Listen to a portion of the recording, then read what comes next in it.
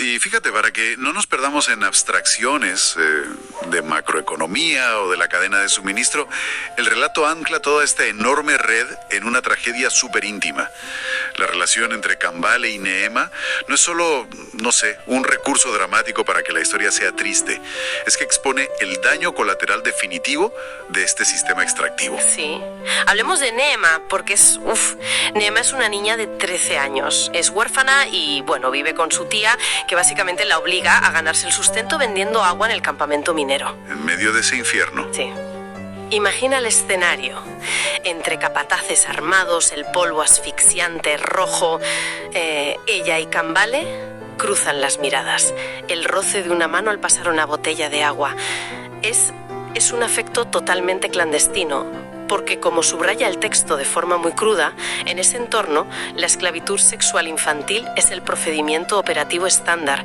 No hay espacio para la inocencia allí. Está en el grado cero de la vulnerabilidad humana. Y la amenaza constante se materializa precisamente en la figura de Monsieur Jacques. Como decíamos antes, Jacques es el vector económico, el que blanquea el mineral.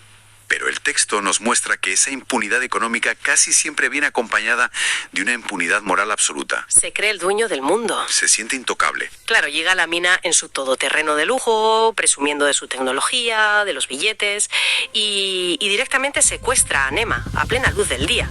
Es un depredador sistemático que usa su posición de poder para tomar lo que le da la gana. Y Cambale intenta intervenir, claro. Sí, se lanza a lo loco. Se lanza a defenderla con su barra de minero, imagínate. Pero los guardias de Jacques lo reducen al instante y empiezan a matarlo a golpes, ahí mismo, delante de todos. Y en ese instante preciso, Neema toma una decisión que es insoportable de leer. Cede ante Jacques, acepta el abuso para comprar la vida de Cambale, para que dejen de pegarle. Ese sacrificio personal, de verdad, es desgarrador por sí mismo. Pero es que es en este punto exacto donde la historia de Villaboy da un giro que conecta directamente toda esta violencia local con una amenaza biológica a escala internacional. Y aquí es donde, te lo juro, me voló la cabeza el paralelismo del texto, porque Jacques empieza a operar como un caballo de Troya biológico. Su propia estructura de contrabando tan eficiente se convierte en un arma de doble filo. Resulta que un par de días antes, en la ciudad de Goma, Jacques cerró un trato de coltán con un negociante local y se dieron un apretón de manos rutinario. Sí. Y el texto describe que el negociante estaba sudando mucho, tosiendo sangre en un pañuelo, pero claro, le restó importancia, le dijo a Jacques que era un brote fuerte de malaria y le enseñó unas pastillas como para tranquilizarle. Pero la sintomatología ocultaba algo muchísimo peor, porque el negociante murió a los 3 días. Había contraído la variante Bundibugyo del virus del ébola. Madre mía. Y el ébola, como sabemos, se transmite por contacto directo con fluidos. Ese simple apretón de manos, ese sudor selló el trato comercial, pero también la transferencia del virus. Entonces Jack sube a la mina de Rubaya sintiéndose el rey del mundo, pero está en pleno periodo de incubación. Exacto, sin saberlo. Viola a Neema, la infecta con el virus y bueno, la deja abandonada entre unos arbustos tirándole unos billetes manchados. El mismo Jack morirá poco después porque el virus es letal, pero el daño ya está hecho. El virus ya está en la mina. Este es, yo creo, quizás el punto analítico más fuerte de todo el ensayo de Villaboy, porque él cita los informes internos y las advertencias de los técnicos de la Organización Mundial de la Salud que llevaban ya mucho tiempo señalando una realidad aterradora. Y es que la ruta del coltán era la ruta perfecta para el virus. Claro. Analicemos ese mecanismo porque tiene todo el sentido. Un virus tan letal como el ébola necesita huéspedes para moverse. Pero si estalla de forma natural en una aldea remota, lo normal, por desgracia, es que arrase con la aldea, mate a casi todos rápidamente y se detenga ahí. No tiene cómo cruzar continentes. Pero estas redes clandestinas de minerales le proporcionan la infraestructura ideal. Es que piensa por un segundo en las características de una red de contrabando. Está diseñada específicamente para evadir controles policiales, aduaneros y por supuesto sanitarios. Depende de la velocidad extrema de sacar la mercancía del terreno antes de que cambie la situación militar. Y es completamente opaca, Claro. Tienes cientos de camiones y miles de personas moviéndose bajo el radar gubernamental desde las minas del Congo, atravesando toda Ruanda hasta llegar a los puertos internacionales en cuestión de muy pocos días. Y ese tiempo de tránsito, esos pocos días, encaja perfectamente con el periodo de incubación del virus. O sea, un conductor de camión infectado en Rubaya puede estar descargando el material en el puerto de Mombasa antes de mostrar síntomas graves. Es decir, que el mismo sistema burocrático corrupto que permite a las tecnológicas mirar hacia otro lado con los derechos humanos es exactamente la autopista sin peajes que permite a un patógeno letal llegar a las puertas de Europa o de Asia. Sí. Y estamos hablando de una variante de ébola con una mortalidad del 50% y que en ese momento no tenía vacuna disponible. Es una bomba de relojería. Y la tragedia inmediata, por supuesto, la pagan los eslabones más débiles. Nema, que empieza a mostrar síntomas, es rechazada violentamente por su propia tía, por el pánico a la infección. Así que busca refugio en Kambale. Y huyen juntos siguiendo el curso del río Rutsuru. Es un intento totalmente fútil de llegar a la aldea de él, buscando, no sé, algún tipo de cura tradicional del abuelo Mugindo. Sí, buscando esperanza donde no la hay, porque la biología no perdona. Nema acaba falleciendo en los brazos de Kambale en la ribera del río, y él la entierra allí mismo.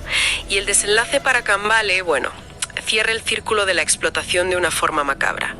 Cuando por fin logra llegar a su aldea natal, a Kiwanja, descubre que no hay nadie vivo. Nada, un pueblo fantasma. El grupo paramilitar, el M23, había regresado, y como la aldea no había podido cumplir con su cuota de jóvenes esclavos para la mina, los masacraron a todos como castigo ejemplarizante. Kambale, que ya está infectado también por el ébola, se queda totalmente solo entre las ruinas, esperando su propia muerte. Y este final, aunque es devastador, encapsula toda la tesis de Villaboy. O sea, te demuestra que la actividad extractiva destruye el tejido social a través de la violencia militar directa y simultáneamente genera las condiciones perfectas para la devastación biológica. Lo borran todo. No dejan nada. Y la gran pregunta que plantea la parte final del texto, y creo que es la que nos tenemos que hacer, es ¿dónde estamos nosotros en todo esto? ¿Cómo reacciona la comunidad internacional, los países ricos, ante el sufrimiento de los miles de Kambales y Nemas y ante el riesgo biológico inminente que viaja en esos camiones? Y la respuesta que da el autor es escalofriante. Reaccionamos con una ceguera fabricada. Sí, una indiferencia total. Villaboy contrasta la desolación de los kibú con lo que él denomina nuestras zonas de confort.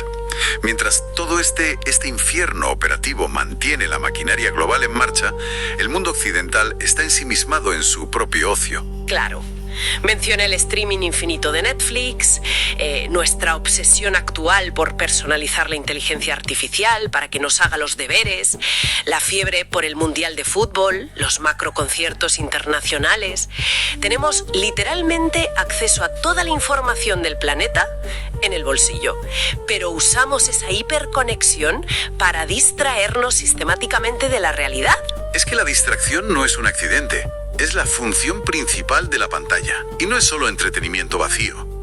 El autor señala muy bien que vivimos bajo una cortina de humo constante de tensiones geopolíticas, digamos, más tradicionales.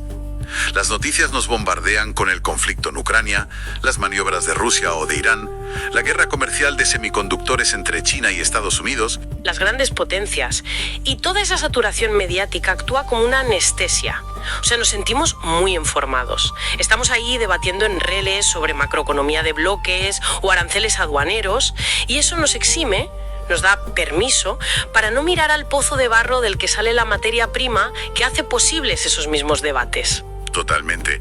Y en este punto el relato incorpora un marco filosófico muy particular que vale la pena mencionar. Villaboy enmarca toda esta historia abriendo y cerrando con una referencia directa al Evangelio de Marcos, en concreto a las palabras de Jesús de Nazaret sobre las guerras, los rumores de guerras y los desastres naturales, como él lo llama el principio de dolores. Y ojo, esto es muy interesante, porque no me parece que lo use de una manera proselitista o religiosa, como un aviso del fin del mundo, literal. Utiliza el principio de dolores, que en la antigüedad se refería a las contracciones antes del parto, como una metáfora perfecta del estrés sistémico. Es el colapso de un sistema insostenible. Exacto. El autor sugiere que estamos experimentando los espasmos de un modelo económico que ha llegado a su límite lógico.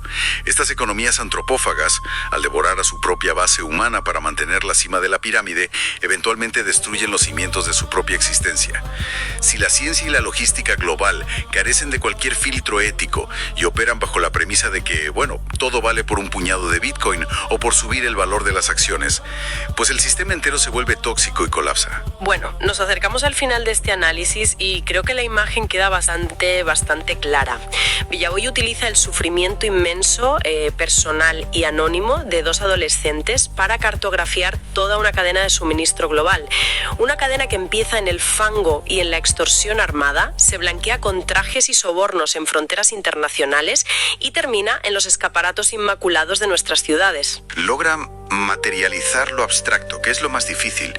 El tantalio no es solo un elemento en la tabla periódica, no es química. Es el resultado directo de una red de complicidades que tolera el trabajo infantil, financia el terror paramilitar y de paso crea las autopistas de transmisión para la próxima gran pandemia. Y para ti, que nos escuchas, sabemos que es mucha información y que es muy densa y dura. Pero el objetivo de desgranar todo esto no es que mañana mires tu teléfono y te sientas paralizado por la culpa. A ver, la culpa no sirve de nada. Es una emoción pasiva. Lo que buscamos aquí es conocimiento operativo, entender el mecanismo. Porque cuando sabes cómo funcionan realmente los engranajes del mundo, detrás del marketing de las corporaciones y los titulares rápidos, tu perspectiva cambia. Eres más difícil de engañar. Sin duda. Comprender la causalidad real de la tecnología es el primer paso para exigir una responsabilidad real, más allá de los sellos de papel que se estampan en las aduanas y que no sirven para nada. Así que quiero dejarte con una reflexión final para que le des vueltas. Fíjate en la velocidad a la que funciona el mundo moderno. Si pides un teléfono de última generación por internet, te puede llegar a la puerta de tu casa, desde el otro lado del mundo, en apenas 24 o 48 horas. Es una barbaridad si lo piensas. Esa logística es un triunfo increíble de la ingeniería comercial, pero como nos advierte esta historia de forma tan cruda, esa misma red que es tan rápida, tan opaca y tan eficiente, es el vehículo perfecto para un virus nacido en las condiciones más infrahumanas. Así que piénsalo la próxima vez que desbloquees la pantalla. Es posible que estos mismos dispositivos que usamos todos los días como escudos para ignorar el sufrimiento del mundo sean exactamente los mismos canales logísticos que tarde o temprano traerán ese sufrimiento directamente a nuestras manos. Es una vulnerabilidad sistémica que hemos construido nosotros mismos ladrillo a ladrillo. Ahí lo dejamos. Como siempre, no te quedes solo con lo que te hemos contado. Sigue rascando la superficie, sigue investigando por tu cuenta y sobre todo, sigue cuestionándolo todo. Nos escuchamos en la próxima inmersión.